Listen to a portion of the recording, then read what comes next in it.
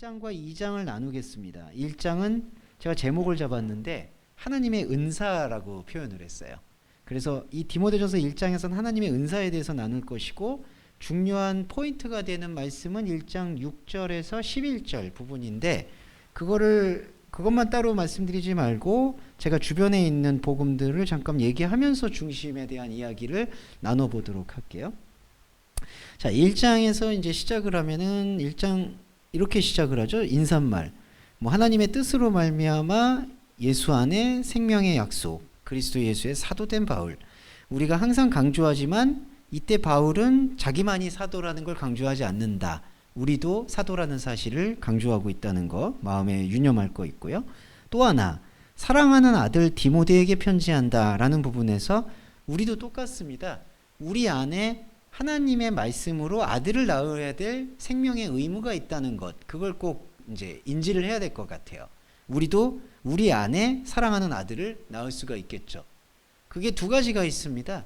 내 안에서 내가 아직 깨닫지 못하고 있는 다른 아들에게 복음을 전달해 주는 것도 아들의 개념이고요. 아들을 낳는 개념이고, 또 하나는 정말 내 가족이라든지 나와 관계 맺고 있는 사람, 그리고 내가 정말 아끼는 사람에게도 하나님의 복음이 흘러 들어가서 그 복음이 반응을 일으키는 것도 내가 정말 사랑으로 낳았구나라고 표현할 수는 있을 것 같아요. 그래서 사랑하는 아들은 두 가지 개념이 있다. 내 안에 있는 다른 나를 생명으로 낳는 걸 아들이라고 얘기하기도 하고, 그리고 나와 정말 가깝거나 내가 마음과 생각으로 아끼는 사람에게 복음이 전달되었을 때 나타나는 기쁨을 사랑하는 아들이라고 표현을 한다라고 생각을 하시면 좋을 것 같습니다. 그리고 이제 3절과 4절은 밤낮 간구하는 그 모습, 4절은 눈물을 생각한다. 이거는 온전히 바울의 좀 사역을 하면서 어렵고 힘들었던 부분들이 고백되는 것 같아요. 그 눈물에 대한 부분. 그렇지만 그 눈물이 기쁨으로 변한다라는 것은 다분히 바울의 인간적인 성정이 드러나고 있다. 그렇게 생각하시면 좋을 것 같아요. 우리도 마찬가지죠. 우리가 좀 어렵고 힘들지만 하나님의 복음의 외로운 길을 걸어가면 그게 처음에는 외롭다고 느끼지만 나중에 가서는 진정한 위로가 되죠. 그러니까 그냥 즉흥적으로 일이 있을 때마다 위로하는 그러한 감정적인 위로가 아니라 본질적인 말씀의 위로가 들어오는 게 4절의 눈물이 기쁨으로 변하는 것.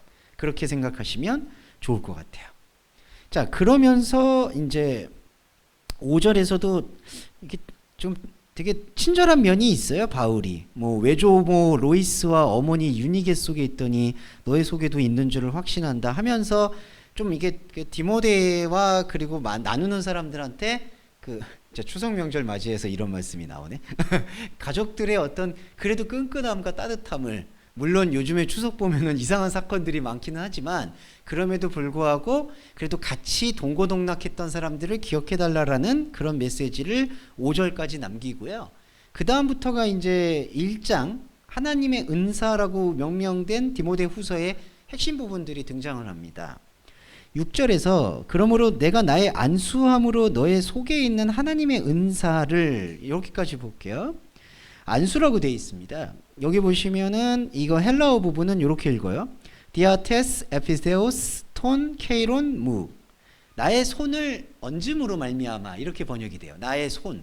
근데 바울이 손을 얹은다라는 게요, 이제 이게 좀 왜곡돼서 발전이 되다 보니까 우리가 기도할 때 사람의 머리나 어깨에다가 손을 얹는 어떤 기도의 행위로 생각을 하는 게 있는데, 여기서 바울이 말하는 안수라는 거는 이때 바울의 손은 그냥 바울 자신의 손이 아니라, 바울이 사도라고 얘기했잖아요.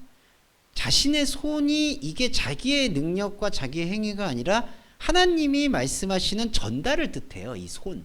그러니까 정리해보면 이게 안수라는 게 안수 기도를 한다 하는 거는 솔직히 전혀 아니고요. 안수함으로라는 것은 바울 안으로 관통한 예수 그리스도의 말씀이 흘러 들어가는 것을 안수라고 표현을 한다라고 보시는 걸 다시 한번 확인하시면 되겠어요. 그래서 내가 나의 안수, 이 말씀이 흘러 들어감으로 뭐가 드러나냐 하면은 너의 속에 있는 하나님의 은사라고 얘기합니다. 그럼 여기서 은사가 중요한데, 여기서의 은사라는 거는 두 가지가 있는데, 제일 중요한 거는 하나님을 온전히 만나는 거를 은사라고 얘기해요. 그러니까 은사의 단어가 카리스마인데 카리스마는 카라에서 유래했어요. 카라는 기쁨인데 카라라는 그 단어의 원래 뜻이 만남이에요. 그러니까 만남, 기쁨, 은사. 요게 세 가지가 연결이 돼요. 그래서 하나님의 은사는 하나님을 만나는 거예요. 제대로 만나는 걸 얘기합니다. 그러니까 바울의 안수를 통해서는 말씀의 전달을 통해서 우리한테 오는 거는 하나님을 제대로 만나는 것. 그게 바로 하나님의 은사인데 왜 이 은사를 여기 보시면은 다시 부릴 듯하게라고 표현을 합니다. 아나조피레인, 다시 불을 붙인다. 이게 무슨 뜻이냐면은 원래 너 은사가 좋았었는데 그 은사가 지금 꺼져가는 불씨가 되니까 다시 붙인다라는 게 아니에요. 이게 이제 계시록하고 오해를 하게 되는데 계시록에서도 너 첫사랑을 잃어버렸으니까 첫사랑을 다시 회복하자 이렇게 얘기를 하잖아요. 아까도 차에서 권사님하고 얘기했는데 처음 만났을 때 좋았던 거 있잖아요. 결혼하기 전에 좋으셨던 거. 그랬는데 시간이 지나니까 그걸 좀 잊어버린 것 같아. 그래서 다시 그런 좋았던 감정을 다시 떠올릴 거야. 그걸 마치 첫사랑을 떠올린다. 그리고 하나님의 은사를 다시 불을 붙인다라고 생각을 하시는데 그런 경향이 많아요. 근데 그게 아니라 하나님의 은사를 다시 불을 붙인다는 거는 완전히 새롭게 생각을 한다라는 뜻이 있습니다. 다시 불을 붙인다는 게 그러니까 예전에 있었던 게 꺼져서 다시 불을 붙여서 예전 거를 살린다는 뜻이 아니라 예전 것을 완전히 지우고 새로운 것을 취한다라는 이 개념이 다시 불을 붙이는 개념에 들어가 있다. 그러면 예전 것이 뭐였냐? 하나님의 은사를 현상적으로 생각했던 게 예전 것이고요. 다시 불을 붙인다는 거는 이제 그 은사를 그런 어떤 현상적으로 안수하고 은혜를 받고 감동을 받았던 거를 내려놓고 새로운 차원, 그게 어디냐? 영적인 차원으로 이거를 다시 생각하게 되는 게 바로 하나님의 은사를 다시 불 붙인다라고 보시면 되겠어요. 네. 하나님의 은사를 다시 불을 붙이는 것. 그렇게 되면은 우리 안에서 생각이라는 게 나옵니다.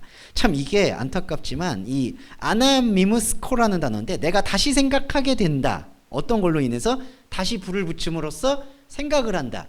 그래서 안타깝지만 돌이켜보면 하나님의 은사를 본질적으로 이해하지 못하고 그냥 눈에 보이는 걸로 이해를 했을 때에는 하나님이 볼 때에는 우리한테 생각이 없는 거예요. 그러니까 우리가 하나님에 대해서 생각할 수가 없었던 단계였던 거죠. 그런데 하나님의 은사를 제대로 하나님을 만나는 말씀의 축복이구나 라고 이해를 하고 거기에 대해서 다시 불이 붙이게 되면 그때서야 비로소 생각이라는 걸 시작을 하게 되었다. 그러면은 안타깝지만 그 전에는 생각을 못했던 거죠. 그러니까 사람의 생각은 할 수 있지만 하나님과 만나서 뭔가 나누는 그런 생각은 없었다는 거예요. 진짜 하나님의 자녀로서 생각이라는 걸 시작을 하려면 다시 불을 붙인다. 완전히 새로운 본질을 바라본다라고 이해를 해야 된다. 이렇게 볼 수가 있겠고요. 자, 그렇게 되면은 7절에 하나님이 우리에게 주신 것은 두려워하는 마음이 아니다라고 얘기가 됩니다. 여기서 두려움이라는 단어가 데일리아스가 쓰였는데 이게 정면으로 보지 않는다라는 뜻이 있어요. 이 두려워하는 마음이라는 뜻이 정면으로 보지 못한다. 그 왜 그럴까요? 우리가 뭐가 캥기는 게 있거나 보고 싶지 않거나 할 때 사람을 눈을 안 마주치는 경향이 있죠.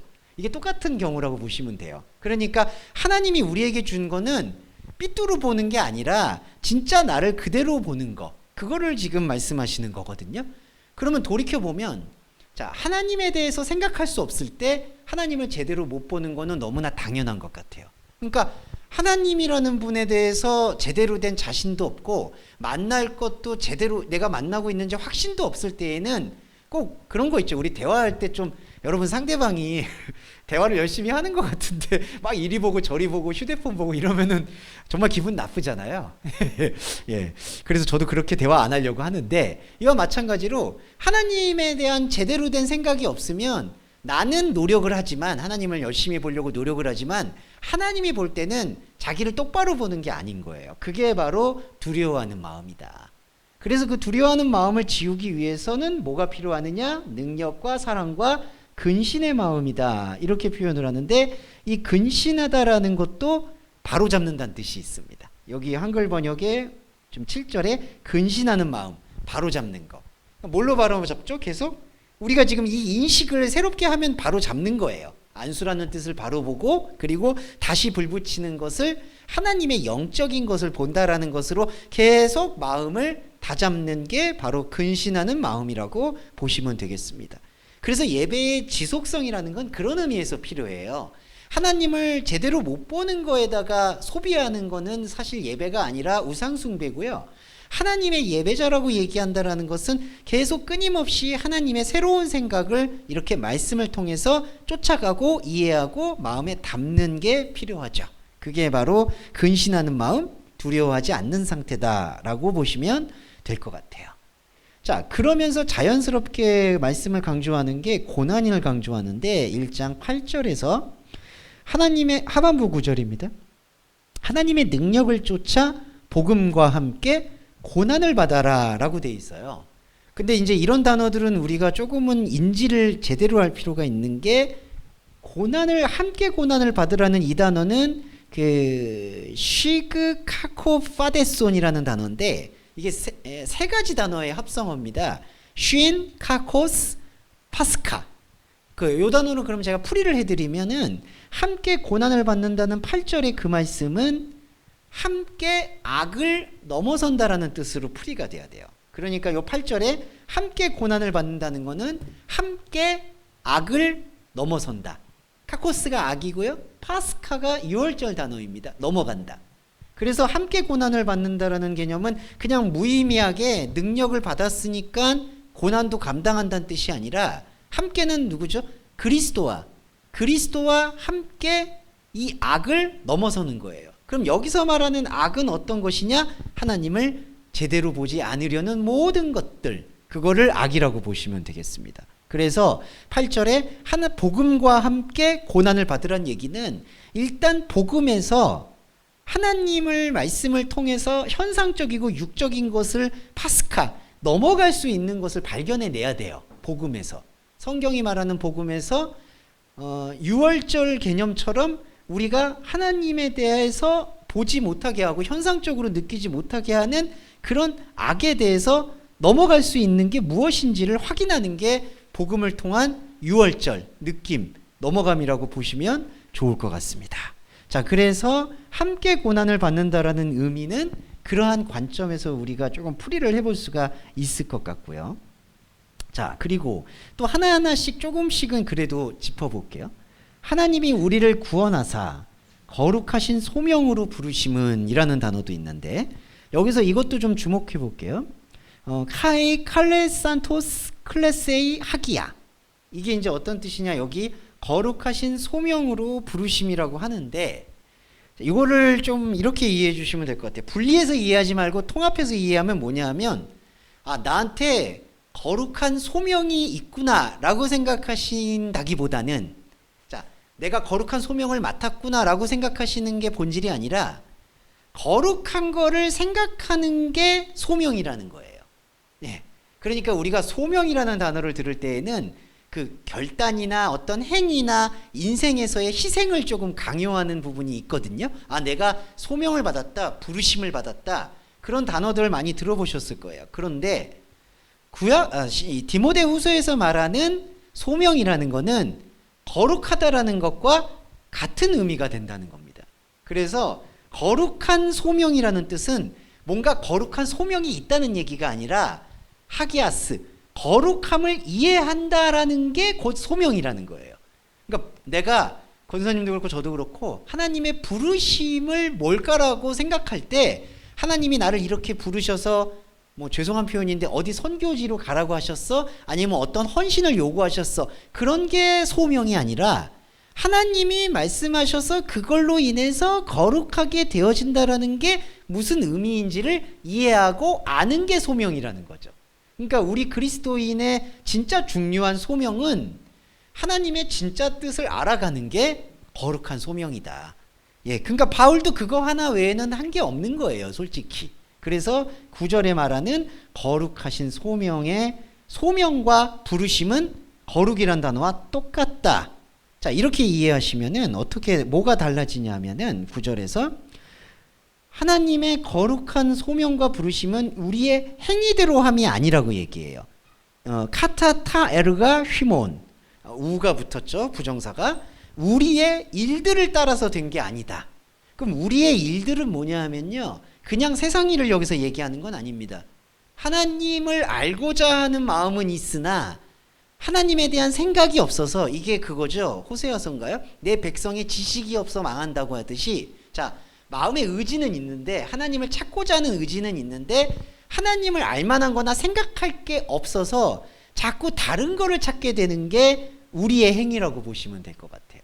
그러니까 이게 구약에서 대표적으로 율법이었죠. 하나님은 제사를 원하시는 게 아닌데 사람은 계속 제사를 드리는 것. 그게 여기 보시면 9절에 우리의 행위대로. 그러니까 소명도 마찬가지예요. 아까 제가 말씀드렸잖아요. 하나님이 거룩하게 임재하셔서 나한테 어떠어떠한 소명을 주셨다. 저와 여러분들도 그런 예언을 많이 받아보셨을 거라고 봐요. 뭐 앞으로 어떤 거에서 헌신하십시오, 어떻게 하나님의 자녀답게 사십시오, 이런 걸 많이 들어보셨을 거라고 생각하는데 솔직히 그게 우리의 행위라는 거죠. 왜냐하면은 소명과 부르심은 거룩한 거가 똑같은 건데, 거룩한 거에 대해서 알고 이해하려고 하지 않고 그거는 번외로 두고 그냥 하나님이 나를 부르셨어, 나 뭐 해야 돼, 자꾸 그렇게만 생각하게 되는 상태가 우리의 행위대로 한다는 거예요. 그러면 이게 악순환이 뭐냐 하면, 나는 주님의 뜻대로 했다고 생각하는데 주님, 진짜 예수님은 나는 너를 알지 못한다라고 얘기하는 그 의미심장한 부분이 이루어진다는 거죠. 마태복음에서 나더러 주여 주여 하는 자마다 들어갈 것이 아니요 하나님의 뜻을 행하는 자가 들어간다. 그럼 뜻을 행하는 자가 뭐죠? 우리의 행위나 율법으로 행하는 게 아니죠. 소명, 부르심, 거룩함, 이게 같은 의미라는 것을 이해하는 사람. 아까 돌이켜보면 은사라는 개념을 본질적으로 이해하고 생각할 수 있는 게 하나님의 뜻대로 행하는 거예요.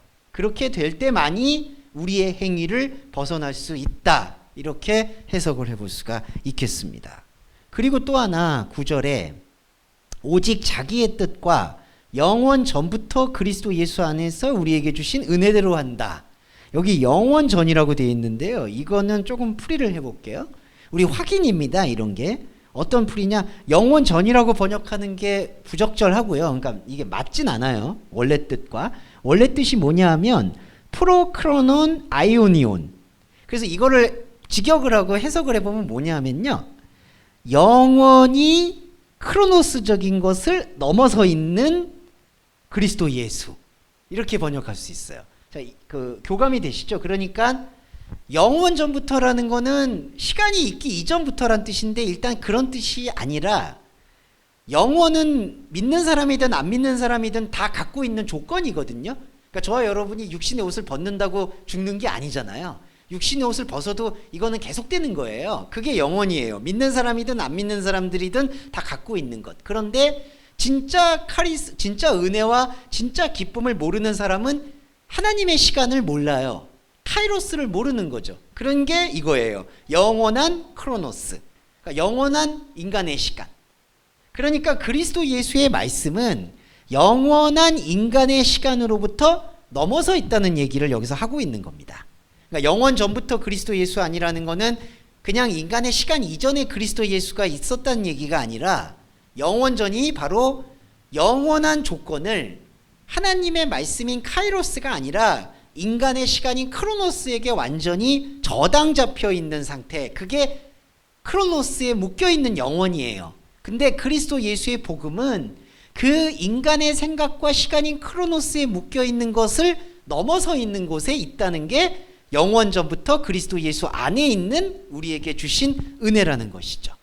예, 요게 이해가 좀 필요한 것 같아요. 그래서 이게 그냥 시간 이전을 설명하는 게 아니라 하나님이 생각할 수 있어야 되는 그 시간이 아닌 것에 묶여 있는 것으로부터 그리스도 예수는 벗어나 있다. 이거를 설명하는 게 9절에 영원 전부터 그리스도 예수 안에서라고 보시면 되겠고, 자, 그러면 이게 뭐가 중요하냐 하면은 사람은 다 현상적인 존재가 있어서 현상에서 은사도 찾고 현상에서 뭔가 기쁨을 찾으려고 해요.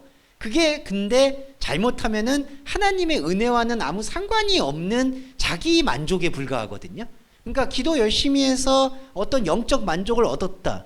그러면은 그냥 그게 영적 만족을 얻었다라고 느끼게 되니까 진짜 그리스도 예수에서 나오는 말씀의 진액과는 상관이 없는 것들이 허다하다는 거예요. 영혼에 묶여 있으면, 하나님의 생각이 아닌 인간의 생각에 묶여 있으면. 그런데 하나님의 생각을 찾아가는 우리들에게 하나님의 생각이 어떤 것인지 하나하나 찾아가려는 것이 바로 우리들의 모습이고, 그럼 우리들은 뭘 보냐 하면은 영혼을 보는 게 아니라 그리스도 예수 안을 보시는 것이고, 그리스도 예수 안으로 우리의 시각과 생각이 눈을 뜨기 시작하면 비로소 약속하신 그리스도 예수가 10절에서 말하는 것처럼 나타나신다는 거예요. 그러니까 이미 나타나셨어요. 그러니까 말씀을 듣고 보는 우리들한테는 10절이 이미 성취가 된 거예요.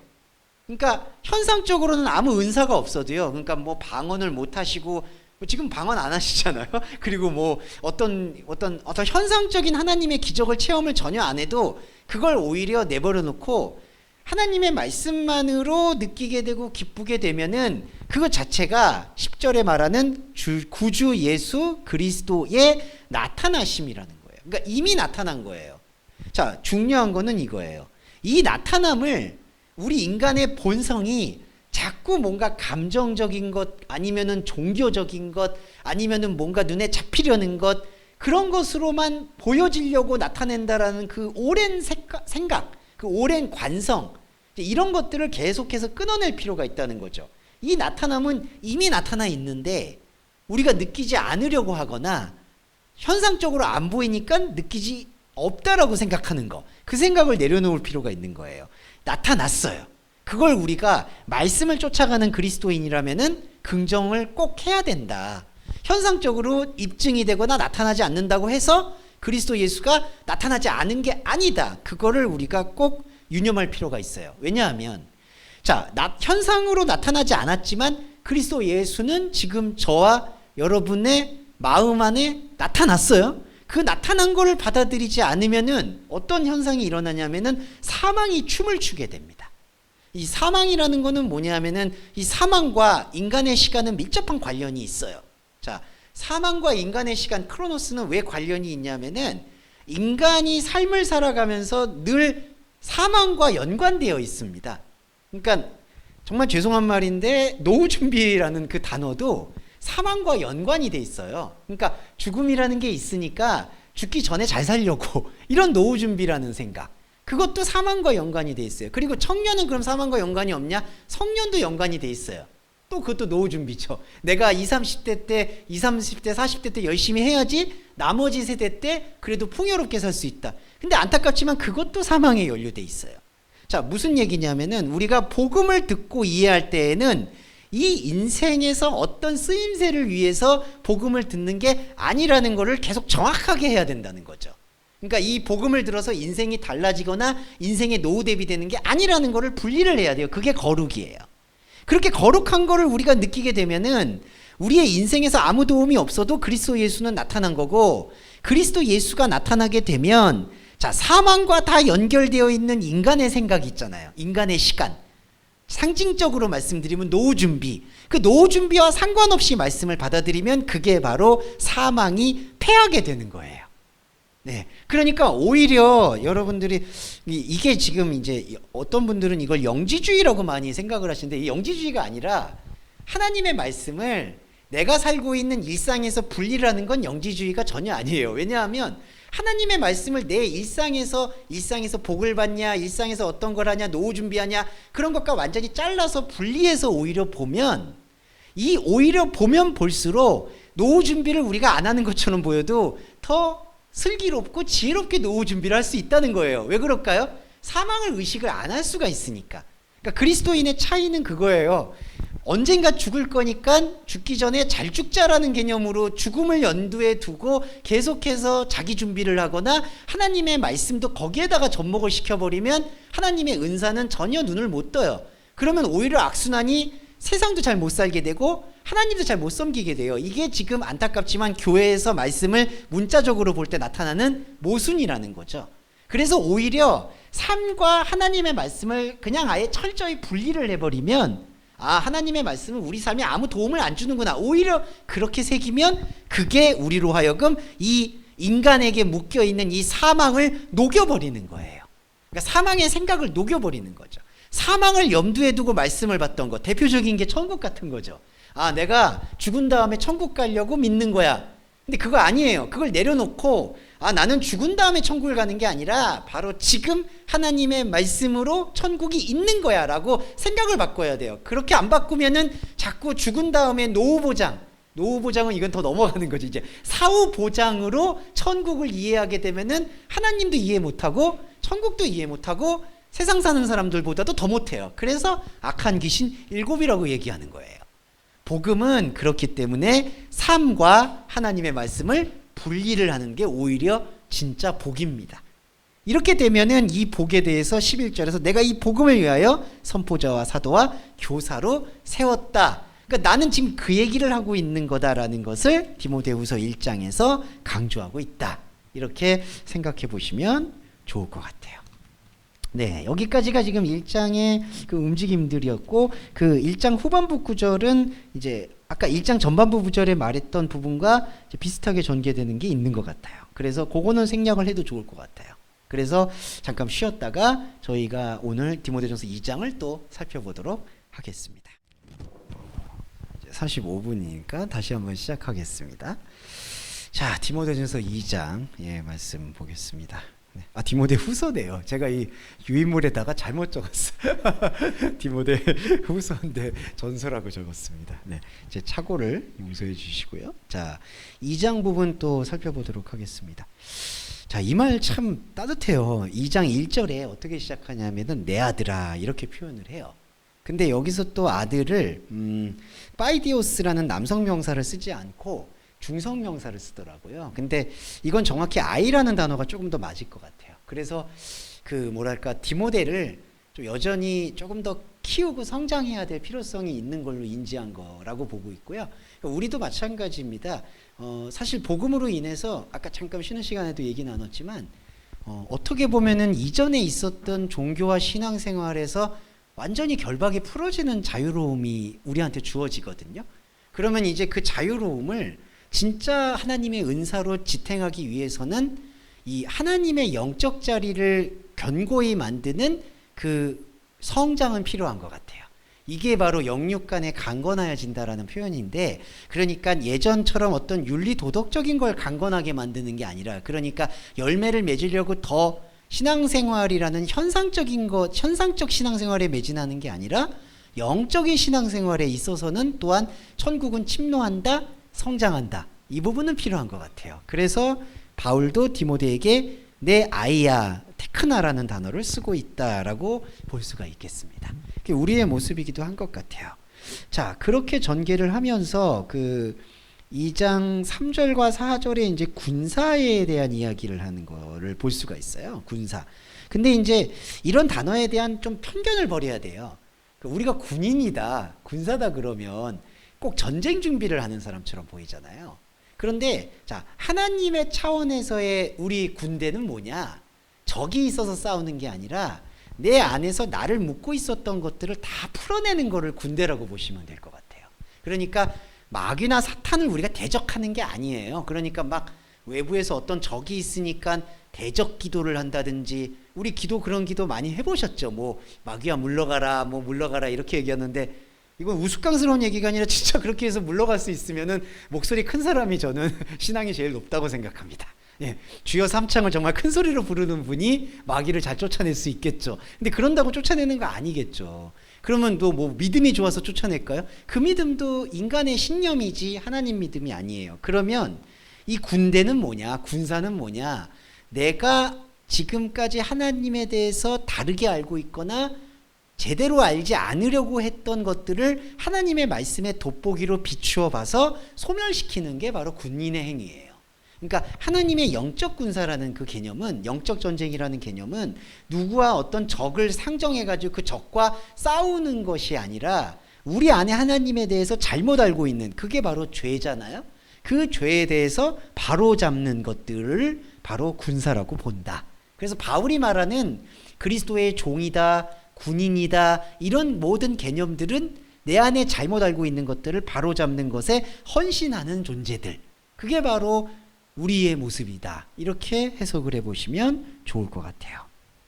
자, 그리고요, 8절에서도 요거 있습니다. 2장 8절에 나의 복음과 같이 다윗의 씨로 죽은 자 가운데서 다시 살으신 그리스도 예수를 기억하라. 근데 이런 거는 중요한 게 다윗의 씨라는 거를 강조하는데요.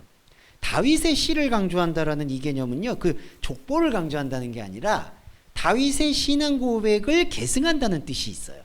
다윗의 신앙 고백은 뭐냐면은 한마디로 말씀드리면은 내가 인생을 하나님과 비추어 보니까 잘못 살았구나라는 걸 고백하는 게 다윗의 신앙 고백이에요.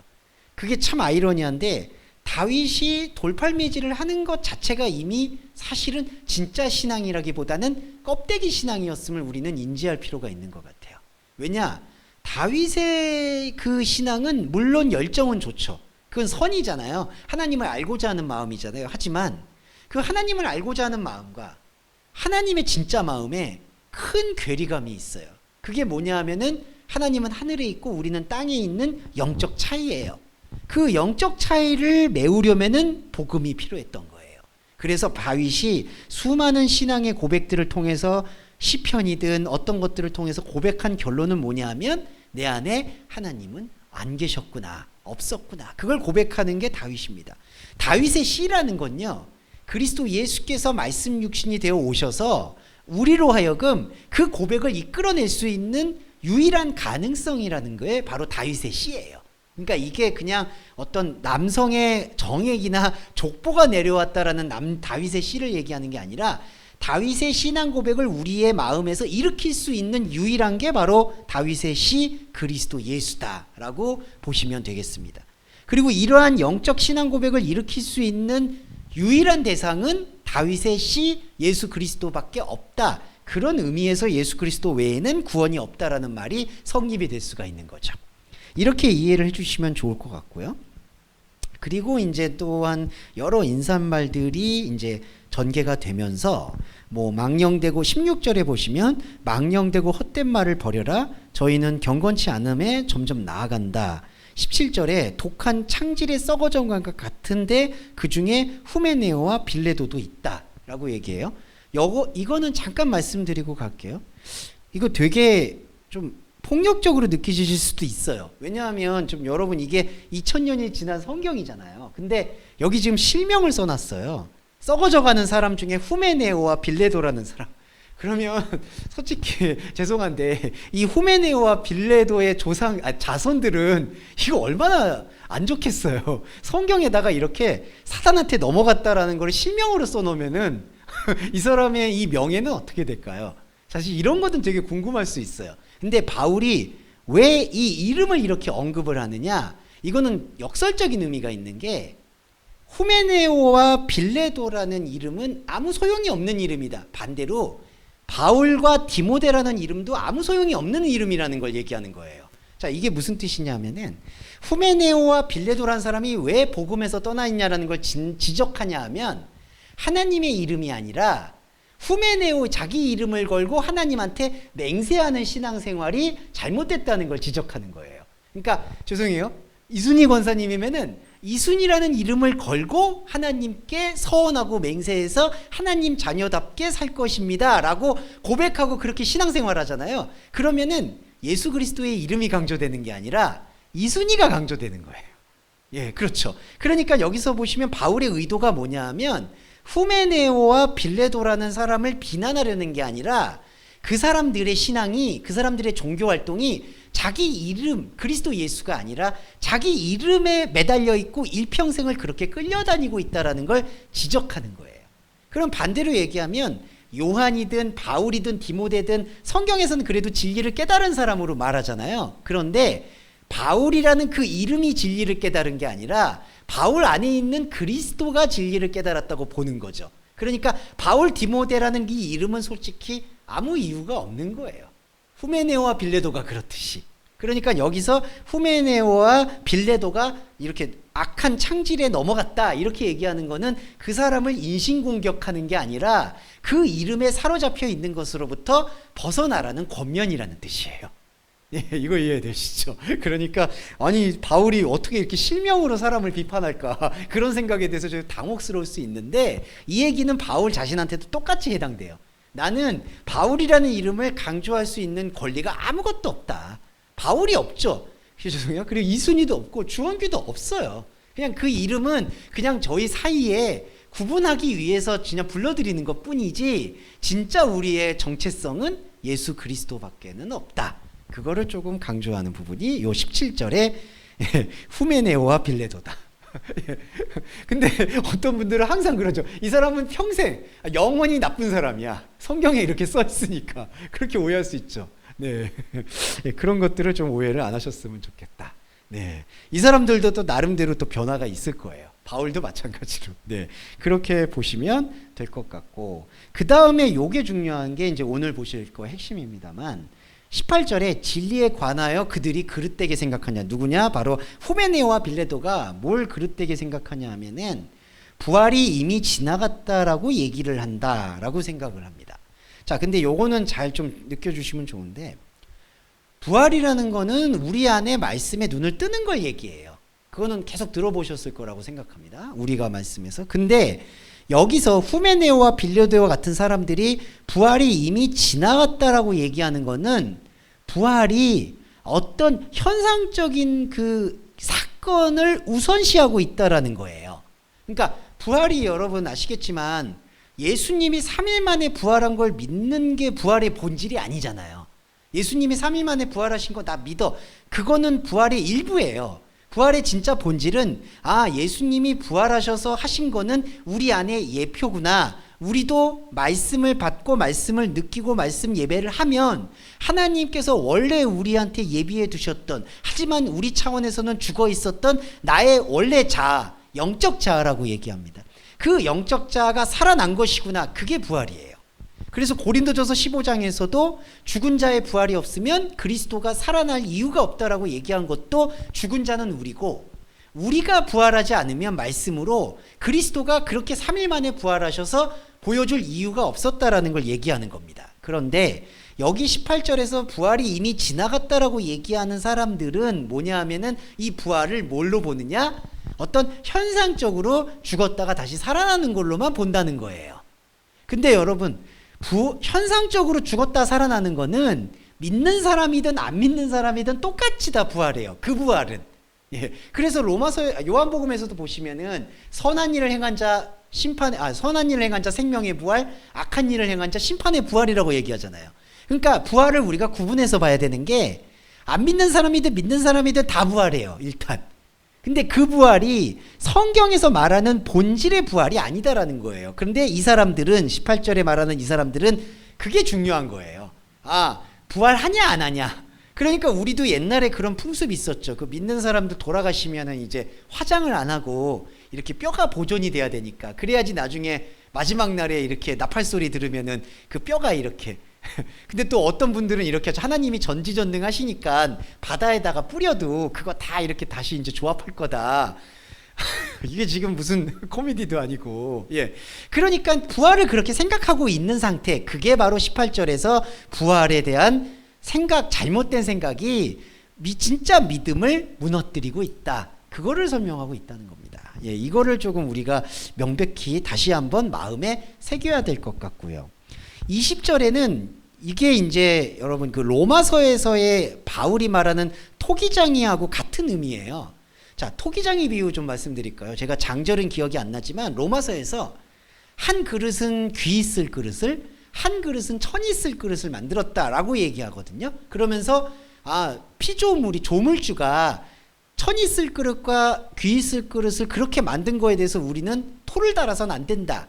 그래서 그 말씀이 조금은 잘못된 예정론으로 발전이 돼요. 어떤 거냐면 그 말씀을 근거로 구원받을 사람과 지옥 갈 사람이 정해져 있다라고 또 생각을 하는 경우가 있어요. 이게 예정론이에요. 그러니까 처음부터 구원받을 사람은 구원받고 그 다음에 지옥 떨어질 사람은 지옥 떨어진다. 하지만 우리는 그걸 모르니까 그냥 복음을 전달하는 교회로 있어야 된다. 그게 예정론의 실체예요. 그런데 바울이 정말 그런 뜻으로 토기장이를 얘기했냐? 그게 아니라는 거죠. 뭐냐면 내 안에 천한 것과 귀한 게 같이 있다는 거예요. 이게 하나님께서 내 안에, 우리 사람의 생각으로는 귀한 것만 만들면 좋을 것 같은데 왜 천한 걸 만들었을까? 이렇게 오해할 수가 있는데, 자, 천한 것과 귀한 것이라는 게 우리의 선악과 생각이에요. 그러니까 어떤 거는 귀하다, 어떤 건 천하다, 어떤 거는 좋다, 어떤 건 나쁘다. 이게 선악과 생각이에요.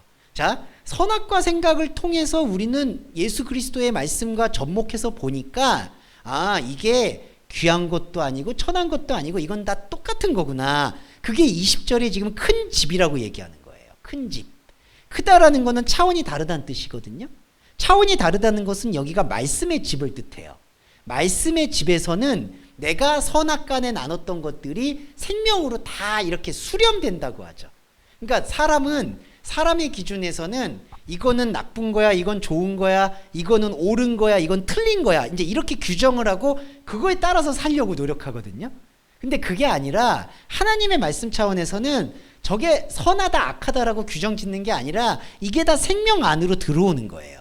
그래서 어떻게 되냐면은 유한한 것과 무한한 것, 하나님과 다른 것, 하나님과 하나인 걸로 그게 바뀌는 거예요. 선악의 기준이 아니라.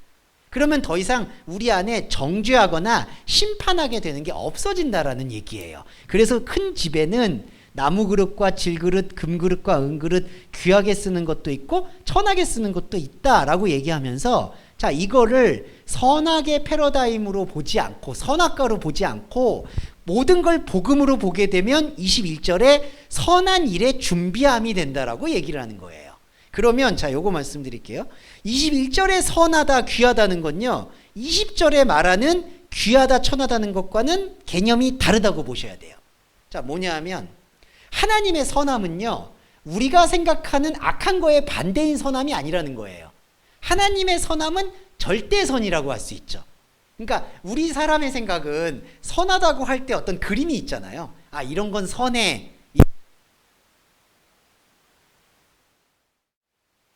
쓰는 게 있고 천하게 쓰는 게 있다라고 얘기하는 이 귀하다 천하다라는 것은 우리 안에 선악관에 판단하는 모습을 보여주는 장치라는 거예요. 그래서 우리가, 자, 다윗의 시라고 아까 얘기했어요. 그리스도를 다시 느끼게 되면은, 그리스도를 다시 느끼게 되는 그 귀함을 통해서, 아, 선악에 대한 것들이 내가 자꾸 판단하고 있었구나, 그 판단하는 마음들이 잘못된 것이구나, 그거를 깨닫게 되는 게 바로 큰 집에 대한 깨달음이에요. 그러니까 말씀의 집 앞에서는 생명만 남게, 내가 판단하게 되는 것들이 떠나게 된다. 여기에 대한 설명을 지금 하고 있는 게 20절과 21절의 말씀이다 라고 좀 이해해 볼 수가 있겠고요. 자, 22절 말씀 조금 보고 오늘 마무리할 텐데, 청년의 정욕이 뭐냐, 자, 이것만 말씀드릴게요.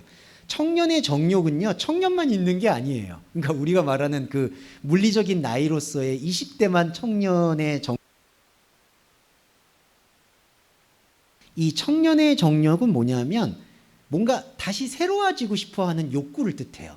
근데 이게 제가 처음에 지금 자, 청년의 정욕, 다시 말씀드릴게요. 오늘 이상하게 청년의 정욕이란 말을 많이 쓰게 되는데, 네, 이거는 청년만이 갖고 있는 정욕이 아니다. 나이하고 상관이 없어요. 예, 나이하고 상관이 없고 뭐냐 하면은 새롭게 되려는 마음인데요. 자, 이 복음의 아이러니, 그러니까 복음이 갖고 있는 중요한 이 핵심이 뭐냐 하면, 사람이 생각하는 아까 그 사망에서 계획을 짜는 거 있잖아요. 노후보장 같은 거 제가 말씀을 드렸을 때, 자, 사망을 염두에 두고 있을 때 인간은 이상하게 새로운 것을 원해요. 이게 좀 이상해요. 그러니까 새로운 것이라는 거는, 아, 기존에 뭔가 안 좋아, 막 좀 지워버리고 싶어, 잊고 싶어, 그런, 저와 여러분도 그런 과거들 같은 게 있잖아요. 아, 이런 건 진짜 지워버리고 싶어, 그리고 완전히 깨끗하게 새로워지고 싶어 하는 마음들이 있어요. 근데 이게 사망하고 연관이 돼 있어요. 어떤 거냐, 새로워지고 싶다라는 거는 과거를 잊고 싶다는 건데, 안타깝게도 과거를 잊고 싶다라는 것은 과거에 여전히 발목이 잡혀 있다는 뜻이에요. 예, 그러니까 과거를 지우고 싶다라는 뜻은 과거로부터 여전히 자유롭지 않다는 의미가 되는 겁니다. 그래서 청년의 정욕이라는 거는 새로워지려는 욕구인데, 새로워지려는 게 욕구라는 거예요. 하나님의 진짜 욕구가 아니라, 영적인 욕구가 아니라 사람의 생각이라는 거죠. 그러니까 사람의 생각은 이게 그리스도인한테도 큰 함정인데, 그리스도인이라면은 이러한 변화가 있어야 된다라는 생각을 많이 들어보셨을 거예요. 아, 예수 믿는 사람이라면은 이런 식으로 변해야지, 이렇게 모습이 보여야지, 예수 믿는 사람이 뭐 그래. 이제 그런 거에 여러분과 저희가 얽매이거나 의식해서는 안 된다는 거예요. 그렇다고 해서 뭐 방종하다 아무렇게나, 여전히 그런 생각은 똑같은 생각이니까 제가 말씀 안 드리겠고, 청년의 정욕이라고 얘기할 때에는 내가 어떤 나의 삶이나 나의 부분들이 새로워져야 된다라는 강박관념이 오히려 복음의 본질을 망쳐요. 복음은요, 똑같습니다. 아마도 제가 10년 후에도 이 말씀을 계속 나누고 있을 때에도 이 본질적 의미는 달라지지 않아요. 이게 새로워지려는 것과는 완전한 차이가 있습니다. 그래서 이거는, 그러면 사람들이 묻는 게, 그러면 새로워지는지 않으면은 그냥 오래된 게 보존되는 거냐? 그게 선악과적 생각인 거예요. 이게 이 복음은 날마다 새롭다는 얘기는, 여기서 말하는 새로워지려는 인간 시간 속에서 새로워지려는 욕구가 아니라 하나님 말씀 속에서의 날마다 새로워진다는 것은 영적인 생명이 계속해서 선명하게 보인다라는 뜻을 갖고 있다. 이렇게 생각을 하시면은 바로 청년의 정욕을 피하라는 말씀이 어떤 건지는 확실해져요. 정리해 보면 청년의 정욕은 새로워지려는 욕구고, 새로워지려는 욕구로 말씀을 대하게 될 때에는 항상 안타깝게도 우리 삶의 행실을 변화시키려는 노력, 그게 율법입니다. 그 율법으로 돌아설 수밖에 없다는 것을 바울은 청년의 정욕을 피하라는 걸로 본 거예요. 야, 이게 바로 이 청년의 정욕을 피하라는 말이고, 그 다음에 24절과 25절에서 가르치는 것과 훈계하는 것의 핵심 키워드를 뭐라고 보냐 하면은 온유함이라고 봅니다. 온유함, 프라이오스. 이 온유함이라는 건요, 이게 상당히 어려운 부분이기도 한데 되게 신비로운 부분이, 자, 간단하게 말씀드리면 사람은 절대로 안 된다라는 기준들이 있거든요. 그러니까 사람에게는 자기 기준들이 있어요. 이거는 나쁘다 좋다의 문제가 아니라 사람이 갖고 있는 본성이라고 보시면 돼요. 나는 이건 절대로 안 돼. 이건 안 돼. 그걸 버리라는 말씀은 아닌데, 중요한 건 이거예요. 하나님의 말씀을 듣고 느낄 때 절대 안 돼, 절대 이거야 돼, 그런 방식으로 말씀을 보게 되면은 그건 온유한 거와는 거리가 멀다라는 거예요. 자, 이런 거죠. 한마디로 우리가 하나님의 말씀과 생명을 느낄 때에도 가장 원초적인 질문이, 왜 생명인데 예수 그리스도의 십자가를 얘기하는 걸까? 생명을 얘기하는데 왜 죽음을 얘기하는 걸까? 그러니까 사람이 갖고 있는 절대로 안 된다라고 생각하는 어떤 편견이라는 선이 있는 거예요. 자, 이런 게 이제 바벨탑과 같은 건데, 사람이 절대로 깨지 않으려는 것들이 있어요. 근데 복음은 사람이 절대로 깨지 않으려는 것들이 하나님이 볼 때에는 아무것도 아니다. 그게 바벨에서 수많은 언어를 흩어내는 것과 똑같은 거거든요. 언어를 하나로 만들려는 거는 내 기준이에요. 이게 맹세예요. 그래서 예수님이 산상수훈에서 도무지 맹세하지 말라고 말하는 거는, 당신이 너가 세우고 있는 그 기준으로 나의 말씀을 맞추지 말라는 뜻입니다. 그거를 내려놓을 때, 그러니까 나의 기준을 내려놓고 어떤 것도 받아들일 수밖에 없다라는 거를 마음의 문을 열어놓는 게 바로 온유함이에요. 그러니까 온유함이라는 건요, 성품의 온유함을 얘기하는 게 아니고요. 그러니까 가르칠 때 따뜻하고 부드럽게 가르쳐라는 얘기가 아니고요. 여기서의 온유함은, 24절과 25절의 온유함은 우리의 기준을 완전히 파쇄하는 그런 가르침을 가져야 된다. 이거 아까 우리 나눌 때 바다와 같다라고 하잖아요. 우리가 가지고 있는 이 결박들이 있어요. 언제나. 그러니까 사람은 거기서 또 안정감을 느껴요. 이렇게 자기 울타리를 하고 그 울타리에 있을 때 안정감이 있어요. 그런데 하나님의 가르침과 하나님의 훈계는 그 울타리를 깨는 거예요, 자꾸. 그러니까 거기에 얽매이지 마라, 거기에 들어가지 마라. 그게 바로 예수님이 나는 온유하고 겸손하다고 얘기했던 그 온유함이다. 그러니까 우리가 복음을 가르친다, 복음을 듣는다, 복음으로 훈계하고 훈계받는다, 이 모든 개념은 어떤 성품적인 어떤 따뜻함을 얘기하는 것만이 아니라, 그렇다고 일부러 막 딱딱하게 가르칠 필요도 없죠. 그것도 다른 생각이니까. 진짜 온유함이라는 것은 하나님의 은혜와 말씀에 대해서 경계를 두지 않고 계속해서 파고드는 것, 그게 바로 온유함이고, 반대로 그러한 온유한 가르침으로 이 말씀이 흡수가 안 되면은 곳곳에 26절에서 말하는 마귀의 올무가 들어올 수밖에 없다라는 것. 이 마귀의 올무라는 거는 자기 기준을 계속해서 만들어 놓는 것 안에 자기 올무가 드러나요. 예. 그래서 우리 그리스도인에게는 이런 말씀들이 어려운 주문일 수도 있습니다. 왜냐하면 완전히 경계가 없거든요. 그러니까 이 세상에서 말하는 현상적인 경계는 없어요. 그럼 세상은 어떻게 살아가야 되냐? 솔직히 우리가 알아서 살아가야 돼요. 예, 그냥 알아서 잘 사셔야 돼요. 예. 그러니까 교회에 와서 세상에서 어떻게 지혜롭게 살까 이거를 물어서는 안 돼요. 그렇게 묻게 되는 게 기준이 생기고요. 그 기준이 생기면 마귀의 올무가 그걸 또 우리를 잡아먹습니다. 그래서 말씀을 들을 때 오늘 디모데후서 1장과 2절에 중요한 거는 삶과 하나님 말씀을 분리하는 거예요. 영지주의가 아니죠. 삶과 하나님의 말씀을 분리하는 것, 이게 첫 번째고, 두 번째는 이 온유함이라는 인식을 갖는 거예요. 사람이 생각하는 기준, 사람이 생각하는 경계에 하나님의 말씀을 맞추려고 하는 그 모든 충동을 내려놓는 게 온유함으로 가르치고 훈계함으로써 마귀의 올무에서 비로소 벗어나는 것. 이렇게 이해하시면 될 것 같습니다. 자, 오늘의 이 권면들을 보면서 마지막으로 말씀드릴 것은 저희도 여전히 아이라는 생각, 그러니까 누구한테 양육받는다 이런 개념이 아니더라도 우리한테는 영적인 아이가 항상 같이 가고 있다. 바울이 디모데를 아이라고 얘기했듯이 우리도 우리 안에 있는 여전히 말씀에 목말라 있고 말씀의 돋보기가 필요한 우리 다른 나들에게 하나님의 진리를 증거해 줄 필요가 있다. 이렇게 생각해 주시면 좋을 것 같습니다. 자, 오늘 말씀 마무리하고요. 제가 정리 기도하고 다 함께 주기도 문함으로 예배 마무리하겠습니다. 사랑하는 주님, 디모데를 사랑하였던 바울의 마음이 느껴집니다. 디모데가 다른 어떤 대상만이 아니라 바울 안에서 새롭게 자라나야 될 하나님의 생명 자아임을 고백합니다. 우리 안에도 이 생명의 자아가 있습니다. 우리 안에 이 생명의 자아를 붙잡고 하나님의 더 세밀한 말씀의 흐름을 느끼고자 합니다. 하나님의 말씀, 하나님의 울림, 하나님의 생명이 우리 안에서 더 깊이 떨릴 수 있도록 인도해 주시고 축복해 주시기를 간절히 소원합니다. 가족과 함께 만나서 회포를 나누고 정을 나누는 추석의 명절, 가족들도 요즘에는 경쟁을 합니다. 그리고 서로를 비교하고 걱정과 염려한다는 미명하에 다른 사람의 인생에게 함부로 개입하려고 하는 것들도 많은 것 같습니다. 이 명절에서 가족은 정말 가족으로 따뜻하게 위로해주고 하나님의 생명과 말씀만 느낄 수 있는 생명의 침묵이 흐를 수 있도록 축복해 주시기를 또한 간절히 소원합니다.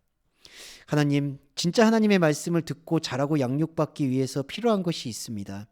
하나님의 말씀의 자리가 더 견고해질 수 있도록 삶과 하나님의 말씀을 분리할 때 나타나는 삶에 대한 불안을 주님 최소화시켜 주기를 간절히 소원합니다. 경제적 어려움, 육신의 어려움, 그리고 관계의 어려움들이 최소화되어서 그런 것들로 인해서 내 감정이 소모가 되지 않고 나의 감정과 시간이 하나님의 진짜 영적 말씀을 느끼고 향유하는 데 집중할 수 있도록 배려해 주신다면 조건절이 아니더라도 그 배려의 발판으로 저희가 더 하나님의 말씀을 깊게 묵상하고 나눌 수 있을 것 같습니다. 우리 동서말씀교회도 여러 가지 힘들고 어려운 위태위태한 상황들도 많습니다. 앞으로도 그럴 것입니다. 하지만 하나님께서 주시는 생명의 배려로 동서말씀교회는 말씀의 반석 위에, 말씀의 진리 위에 세워질 것을 엄숙히 확신으로 고백합니다. 믿음의 고백을 가지고 나아가는 그리스도인을 훼손하는 어떤 것들과 어떤 시도도 막아주시기를 간절히 소원하며 예수 그리스도의 이름으로 감사하며 기도드립니다. 아멘. 주기도문 함께 하겠습니다. 하늘에 계신 우리의 아버지여, 이름이 거룩히 여김을 받으시오며 나라에 임하옵시며 뜻이 하늘에서 이룬 것 같이 땅에서도 이루어지이다. 오늘날 우리에게 일용할 양식을 주옵시고 우리가 우리에게 죄 지은 자를 사하여 준 것 같이 우리의 죄를 사하여 주옵시고 우리를 시험에 들게 하지 마옵시며 다만 악에서 구하옵소서. 대개 나라와 권세와 영광이 아버지께 영원히 있사옵나이다. 아멘.